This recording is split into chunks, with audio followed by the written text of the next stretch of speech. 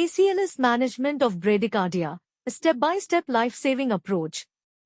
The management of bradycardia according to the Advanced Cardiovascular Life Support (ACLS) guidelines involves a systematic approach to ensure patient safety and effective treatment. Here is a step-by-step guide. First, identify bradycardia. Bradycardia is defined as a heart rate less than 60 beats per minute that is symptomatic or causing hemodynamic instability. Symptoms may include hypertension, altered mental status, signs of shock, ischemic chest discomfort, acute heart failure. Second, assess and monitor. Maintain airway. Ensure it is open and assist breathing if necessary. Administer oxygen if hypoxic. Monitor continuous cardiac rhythm via ECG, blood pressure and oxygen saturation.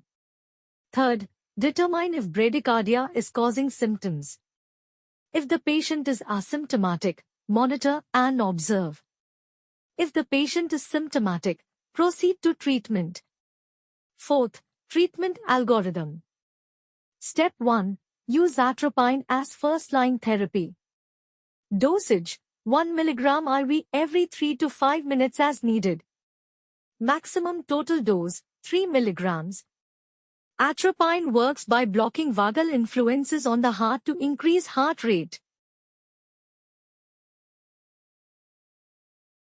Step 2. Consider alternatives if atropine is ineffective.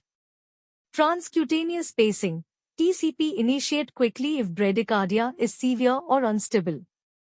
Transcutaneous cardiac pacing is a temporary method of cardiac pacing that uses external electrodes to generate electrical stimuli to pace the heart.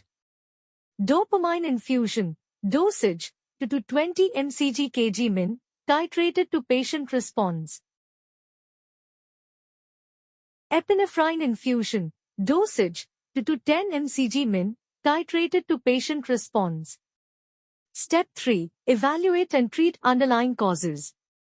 Hypoxia, hypothermia, drug toxicity, example, beta blockers, calcium channel blockers. Electrolyte imbalances, example, hyperkalemia. Myocardial infarction.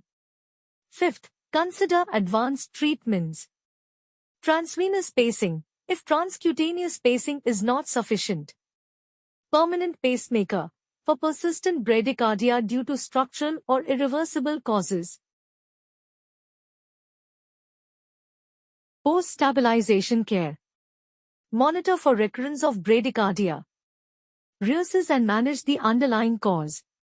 Prepare for advanced interventions if necessary, example, referral to cardiology. This algorithm emphasizes early intervention to prevent deterioration while identifying and treating reversible causes. Treatment for the bradycardia, algorithmic approach,